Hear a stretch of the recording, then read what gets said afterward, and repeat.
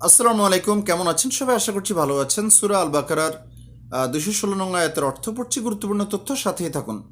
বিসমিল্লাহির রহমানির রহিম। তোমাদের উপর লড়াইয়ের বিধান দেওয়া হয়েছে, অথচ তা তোমাদের কাছে অপছন্দনীয়। এবং হতে পারে কোনো বিষয় তোমরা অপছন্দ করছো, অথচ তা তোমাদের জন্য কল্যাণকর।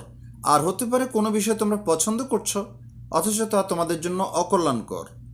আর আল্লাহ জানেন এবং তোমরা জানো না।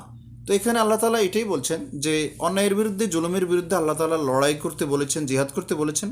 কিন্তু মানুষ সেটা না করে ঘরে বসে থাকছিল, ঘরে বসে থাকাকে মানুষ কল্যাণকর মনে করছিল।